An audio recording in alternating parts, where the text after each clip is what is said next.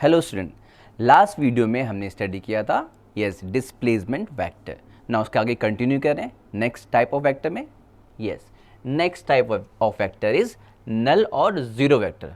नल means zero vector. तो जैसा कि जीरो वेक्टर आप देख रहे हैं, जीरो मीन्स जिसका मैग्नीट्यूड जीरो हो। मैग्नीट्यूड जीरो हो तो फिर डायरेक्शन क्या होगी? Yes, has any direction means arbitrary direction. तो मीन्स ऐसे वेक्टर्स की कोई स्पेसिफिक डायरेक्शन नहीं होती, इसका मैग्नीट्यूड जीरो होता है। तो what are the zero vector? Means magnitude zero, direction कुछ भी हो सकती है। Yes, it is generated by zero vector. और A vector means initial position भी वही है, फाइनल पोजीशन भी वही है। In that case displacement vector is zero vector. तो ए वेक्टर और B vector means initial position is B, final position is B, that is B vector. और zero vector भी यूज़ करते हैं। तो ये नल वेक्टर को इस तरीके से डिनोट करते हैं। एग्जाम्पल के लिए कि हमने एक ऑब्जेक्ट को वर्टिकली अपवर्ड थ्रो किया, ओके, थ्रो किया हमने, तो यानी कुछ वेलोसिटी दी, वो ऑब्जेक्ट ऊपर जा रहा है, अगेंस्ट द ग्रेविटी जा रहा है, तो यस रिटार्डेशन होगा, वेलोसिटी डिक्रीज होगी। And at the maximum height वहाँ पे वेलोसिटी वेक्टर क्या हो जाएगा? यस, वर्टिकली आपने थ्रो किया है तो एट द मैक्सिमम हाइट जो वर्टिकल वेलोसिटी कंपोनेंट है वो जीरो हो जाएगा।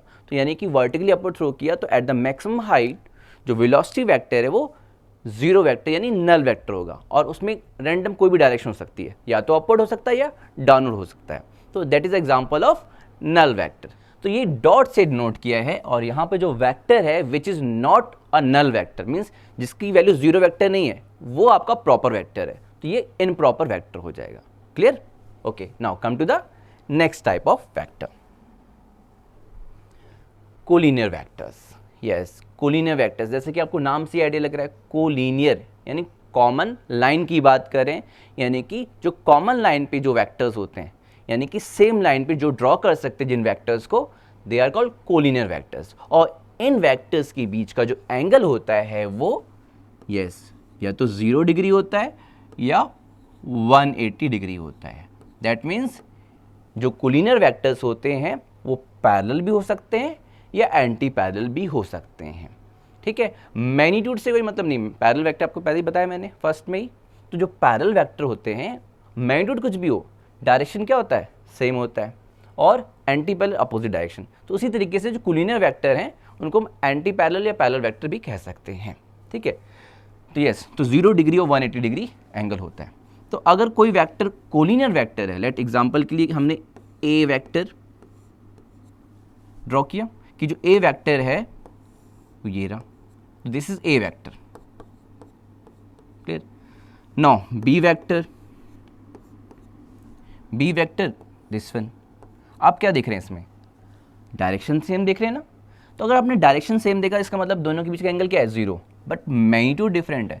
तो यहाँ पर मैग्नीट्यूड से मतलब नहीं है, यहाँ पर देखो डायरेक्शन सेम है ना, 0 डिग्री। तो मीन्स ये कोलिनियर वेक्टर है, means it can be draw on a same line यानी common line.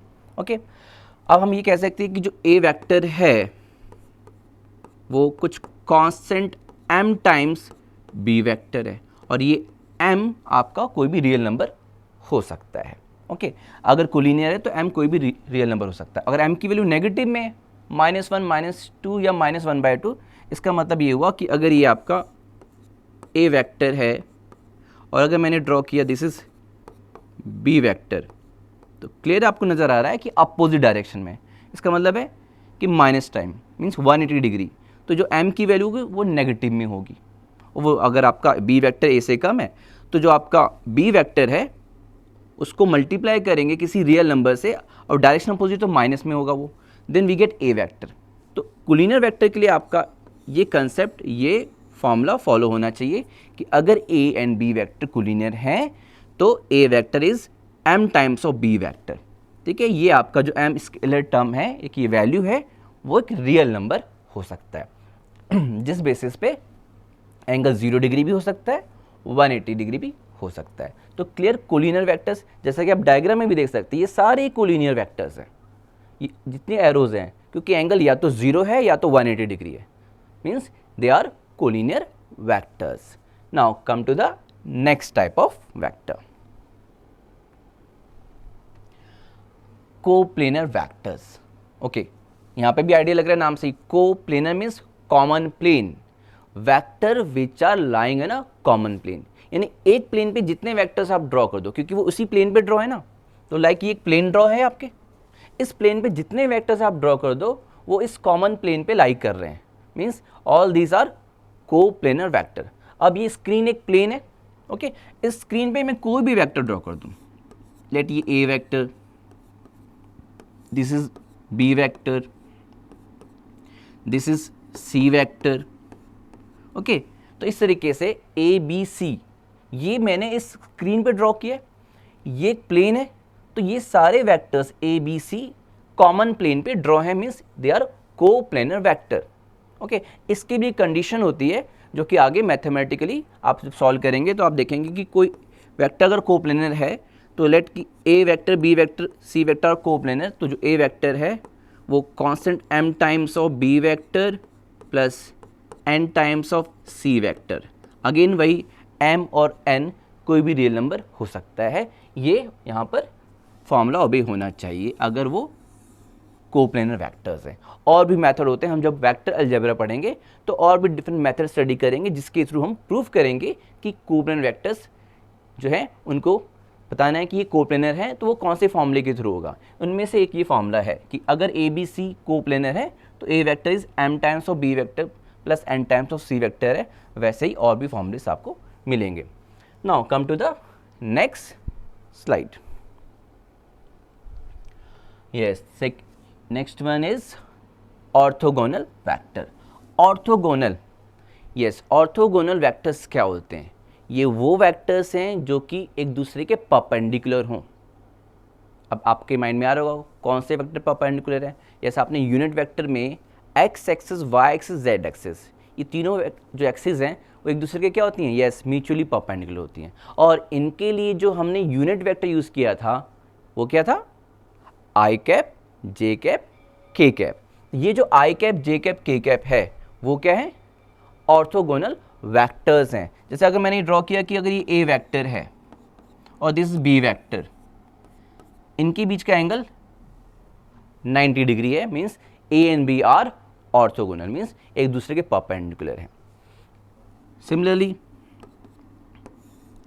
It is X axis, ये वाई और ये जेड, और एक्स एक्सिस के along I cap, Y axis J cap and Z axis K cap.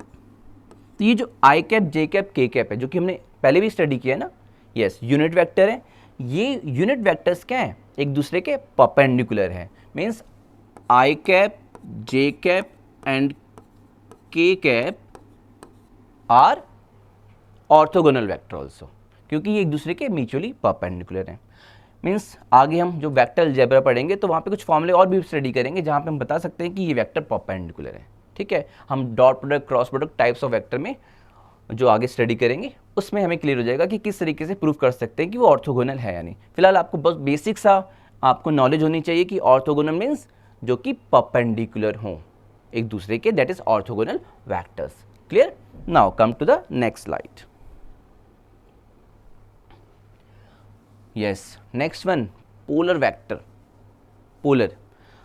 Polar vectors वो vector हैं जो कि इनिशियल पॉइंट उनका गिवन होता है कि इस पॉइंट पे वो वेक्टर अप्लाई हो रहा है। डिस्प्लेसमेंट वेक्टर, फोर्स वेक्टर, तो उसका इनिशियल पॉइंट जो है हमें पता होता है कि ये इसका इनिशियल पॉइंट है, यानी vector which have initial point. अब यहाँ पे ऑब्जेक्ट है और यहाँ पे मैंने उसको यहाँ से यहाँ डिस्प्लेस किया, तो पॉइंट ए उसका इनिशियल पॉइंट हो गया, ए से बी डिस्प्लेस हुआ। ठीक है, और मैं इसको डिस्प्लेसमेंट और भी दे सकता हूँ कि लेट कि वो आगे जा करके बी क्या सी तक डिस्प्लेस कर दिया हमने। ठीक है, तो ये जो ए है उसका इनिशियल पॉइंट है। तो vector which have initial point और पॉइंट ऑफ एप्लीकेशन, लाइक कि कोई ऑब्जेक्ट है, मैं फोर्स अप्लाई कर रहा हूँ यहाँ पर। ठीक है, तो जो फोर्स वेक्टर अप्लाई कर रहा हूँ, अब यहाँ पे फोर्स अप्लाई किया इस पॉइंट पे और वो आगे फोर्स अप्लाई करता जा रहा हूँ, तो इस पॉइंट से लेकर के आगे पी पॉइंट से लेकर के क्यू पॉइंट तक मैं फोर्स अप्लाई कर रहा हूँ, तो ये उसका इनिशियल पॉइंट है, यानी पॉइंट ऑफ एप्लीकेशन है। तो ऐसे वेक्टर जो होते हैं वो यस पोलर वेक्टर्स होते हैं। Clear? Now come to the next slide. Yes, 13 axial vector, very important. Axial vector. और ये कंसेप्ट आगे जाके रोटेशन मोशन चैप्टर जब स्टडी करेंगे बहुत ज़्यादा यूज़ होगा। एक्सियल वेक्टर यहाँ पर क्या है, जब कोई ऑब्जेक्ट रोटेशन मोशन हो, ठीक है, रोटेट कर रही हो अबाउट किसी एक्सिस के अबाउट रोटेट कर रही हो, तो यहाँ पर जो एक वेक्टर क्वांटिटी है जो कि एक्सिस के अबाउट होगी, जिसकी डायरेक्शन उस एक्सिस के अलोंग होगी, वो एक्सियल वेक्टर होगा। यानी एक्सियल वेक्टर वो वेक्टर है जिसकी डायरेक्शन एक्सिस के अलोंग होगी, ठीक है। और वो डिपेंड करेगा कि जो पोलर वेक्टर्स हैं, जिन पोलर वेक्टर से वो एक्सियल वेक्टर आया, अब कैसे आया, तो आप प्रोडक्ट ऑफ वेक्टर से पढ़ेंगे तो वहाँ पे हम क्रॉस प्रोडक्ट ऑफ वेक्टर पढ़ेंगे। वहाँ पे हम देखेंगे कि टू वेक्टर्स से के क्रॉस प्रोडक्ट से एक वेक्टर मिल रहा है, तो वहाँ पर जो है टू वेक्टर्स होंगे, इनमें से दो पोलर वेक्टर्स होंगे और वहाँ पर एक एक्सियल वेक्टर भी आपको मिलेगा। तो तो जैसे आप डायग्राम में देख सकते हैं कि कोई चीज़ रिवॉल्व कर रही है, तो यहाँ पर आपका ये जो लाइन दिख रही है ये आपका एक्सिस ऑफ रोटेशन है। Okay, this is the axis of rotation. और कोई पार्टिकल इस एक्सिस के अबाउट रिवॉल्व कर रहा है। ओके, तो ये रिवॉल्व कर रहा है, लेट कि ये जो है वेलोसिटी वेक्टर है, इस इंस्टेंट ऑफ पॉइंट पे ये वेलोसिटी वेक्टर है, और ये इस सेंटर पॉइंट ओ ले लेते हैं और इस डायरेक्शन में ये उसका पोजीशन वेक्टर है, ये आर वेक्टर है और ये वेलोसिटी वेक्टर है। ओके, तो जब रिवॉल्व कर रहा है तो जो आर वेक्टर है वो उस पॉइंट पे पार्टिकल का वो पोजीशन वेक्टर है और वी वेक्टर उसका वेलोसिटी वेक्टर है। तो अब ये इस एक्सिस के अबाउट क्या कर रहा है, रोटेट कर रहा है। तो यहाँ पर एक एंगुलर वेलोसिटी मिलेगा। जो एंगुलर वेलोसिटी एक वेक्टर क्वांटिटी है, तो वो जो एंगुलर वेलोसिटी है वो अलोंग द एक्सिस होगी और उसको हम एक्सियल वेक्टर कहेंगे। आपको आगे फॉर्मूला मिलेगा, लाइक मैं अभी एग्जांपल दे रहा हूँ आपको, लेकिन ये हम जब cross product of vector study करेंगे तब आपको और क्लियर हो जाएगा। तो वी वेक्टर होता है omega vector cross R vector. तो ये वेलोसिटी वेक्टर है, ये पोजीशन वेक्टर है, और ये जो ओमेगा है वो एंगुलर वेलोसिटी है जिसकी direction axis of rotation according होगी। अब डिपेंड ये भी करेगा कि एक्सिस रोटेशन में अपवर्ड होगा या डाउनवर्ड होगा, वो रोटेशन की डायरेक्शन पे डिपेंड करेगा। तो कैसे, ये आपका पाम रूल अप्लाई करेंगे या right hand screw rule apply करेंगे।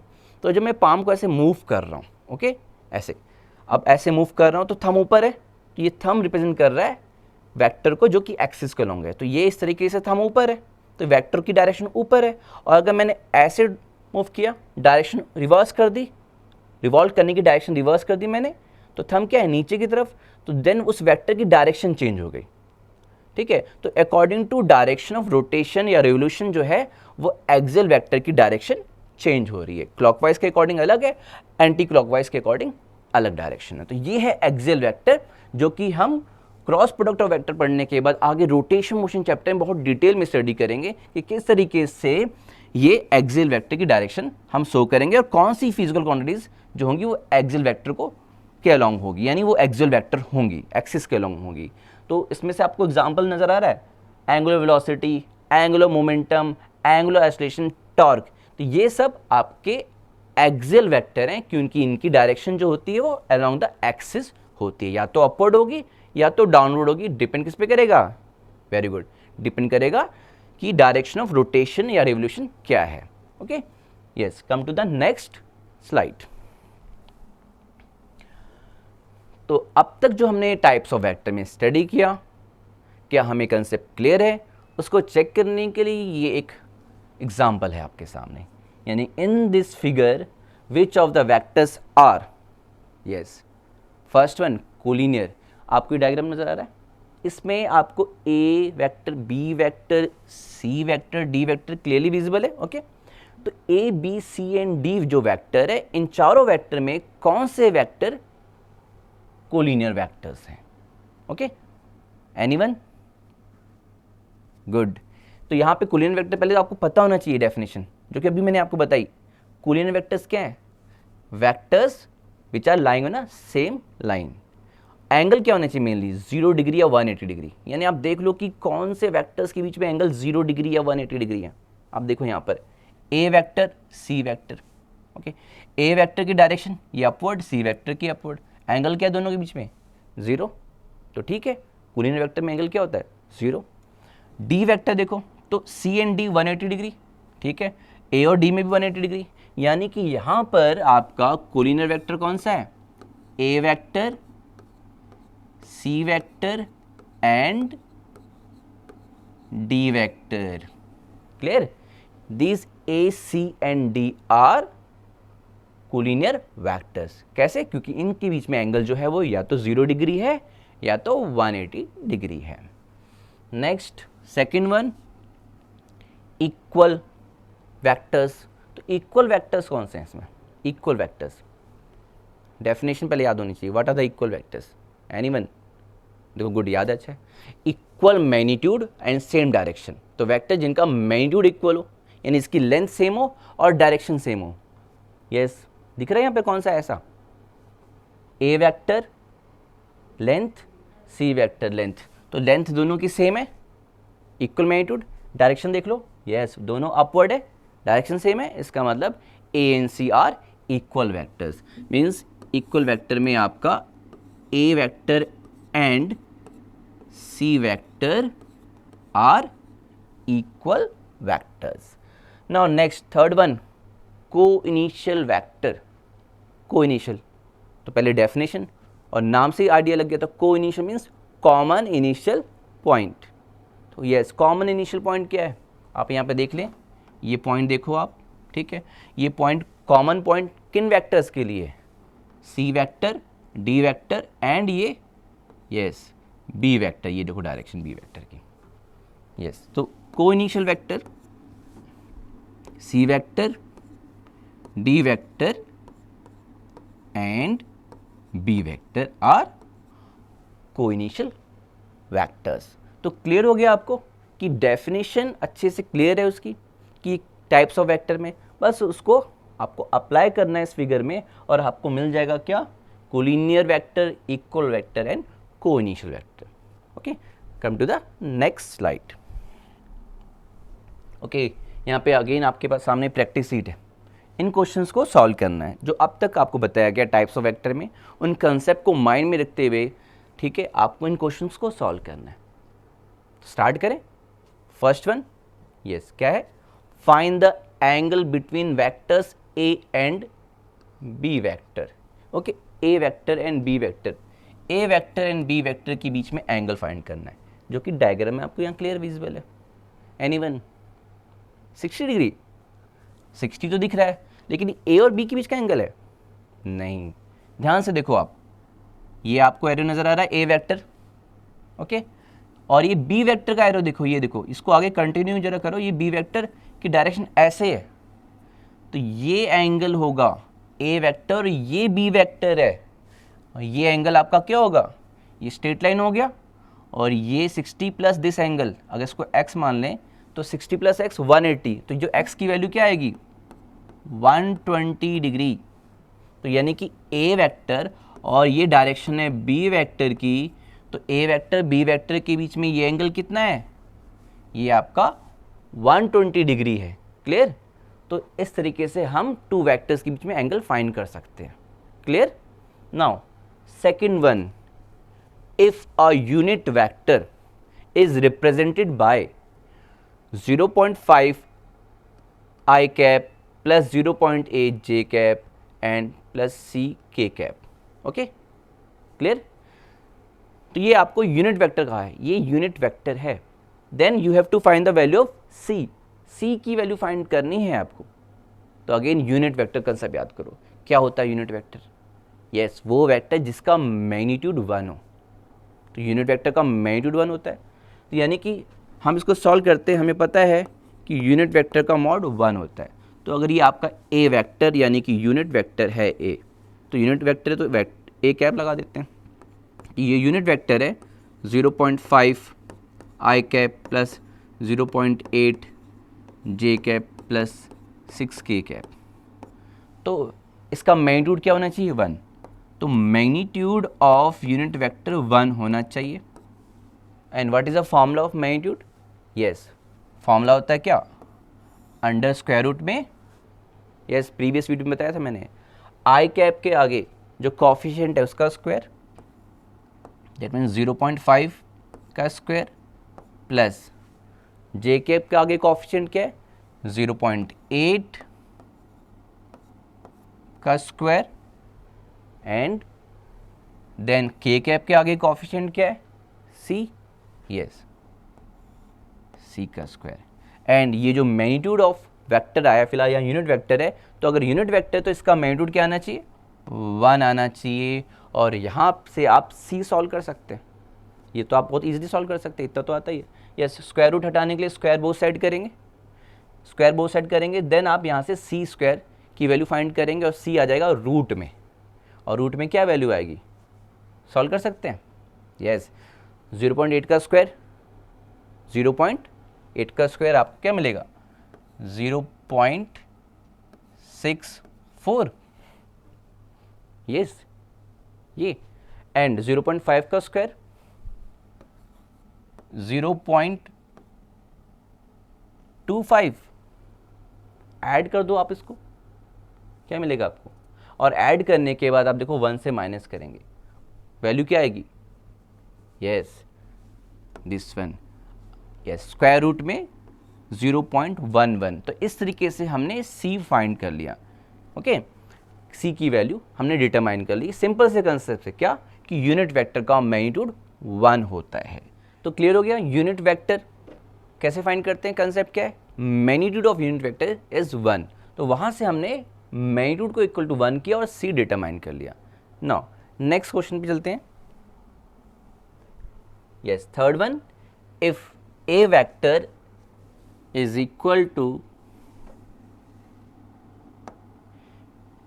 if a vector is equal to 2i cap plus j cap plus k cap and b vector is equal to minus 4i minus 2j and plus xk cap are collinear vector.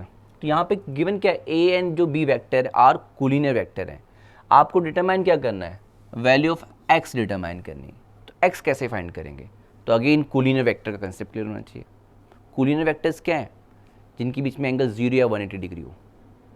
अब मैंने वहाँ पे formula भी बताया था कि अगर 0 या 180 डिग्री है तो ए वेक्टर जो है वो m times of B vector होगा, ओके या कह सकते हैं कि A vector upon B vector is equal to m, और m कोई भी रियल नंबर हो सकता है। दैट मीन्स यहाँ पे जो रेशो है वो कांस्टेंट रहेगी। अब यहाँ पे रेशो हम क्या कहते हैं, x कॉम्पोनेंट की रेशो लें इक्वल टू y कॉम्पोनेंट की ratio is equal to z component की रेशो। इस बेसिस पे अगर सॉल्व करें हम तो हमें मिलेगा वही ax अपॉन bx, क्या वैल्यू है, यस ax की वैल्यू मीन्स i कैप के आगे जो कॉम्पोनेंट है, दो a का x कॉम्पोनेंट है क्या है 2, अपॉन b वेक्टर में i कैप के आगे जो कोएफिशिएंट क्या है, यस bx है वो -4। तो रेशियो क्या आई -1/2, यानी कि ये जो m की वैल्यू है वो -1/2 और ये रेशियो फिर सबके लिए होगा। दैट मीन्स ये रेशियो आपका ay अपॉन by भी होगा is equal to az upon bz भी होगा, और ये वैल्यू क्या आएगी, यस ax अपॉन bx के इक्वल यानी -1/2 के इक्वल आएगी। तो नाउ हमें यहाँ पर bz यानी k के आगे जो कोएफिशिएंट है x वो फाइंड करना है। az की वैल्यू k कैप के आगे क्या है 1, तो az की वैल्यू 1, bz की वैल्यू x, और यहाँ से ये is equal to -1/2 and what we get x is equal to good -2, we get x is equal to -2, x की वैल्यू हमें -2 मिल गई। क्लियर हो गया। तो इस तरीके से कोलिनियर वेक्टर के कंसेप्ट को अप्लाई किया हमने और हमें यहाँ पर ये x जो हमें फाइंड करना था बहुत इजीली डिटरमाइन कर लिया रेशो से। Now come to the next जो है fourth one, a null vector has, yes MCQ है, आपको बताना है कौन सा ऑप्शन सही है। तो डेफिनेशन याद करोगे तुरंत आप बता दोगे। डेफिनेशन क्या है, नल वेक्टर या zero vector, vector which has zero magnitude and has any direction, means उसका कोई स्पेसिफिक डायरेक्शन नहीं होगी, कोई भी डायरेक्शन हो सकती है। तो चेक कर सकते हो आप कौन सा ऑप्शन करेक्ट है। First one zero magnitude and a specific direction, नहीं ये तो गलत हो भाई, स्पेसिफिक डायरेक्शन तो होती नहीं है। और फाइनाइट मैग्नीट्यूड, मैग्नीट्यूड तो जीरो होता है, गलत है। Next C a finite magnitude, again ये भी गलत हो गया। डी जीरो मैग्नीट्यूड, ये सही है। नो स्पेसिफिक डायरेक्शन, ये भी सही है, मीन्स ये पूरी तरह सही है, that means option D is correct. तो इस तरीके से हमने टाइप्स ऑफ वेक्टर को डिटेल में स्टडी किया और डेफिनेशन अच्छे से समझ ली हमने और उसको हमने अप्लाई कर दिया इन क्वेश्चंस में और बहुत इजीली सॉल्व हो गए। तो टाइप्स ऑफ वेक्टर का यहाँ वीडियो कंप्लीट होता है। नेक्स्ट वीडियो में हम आएंगे एडिशन ऑफ वेक्टर्स में, हम वेक्टर अलजेब्रा स्टडी करेंगे और स्टार्ट करेंगे एडिशन ऑफ वेक्टर्स से। Okay, thank you.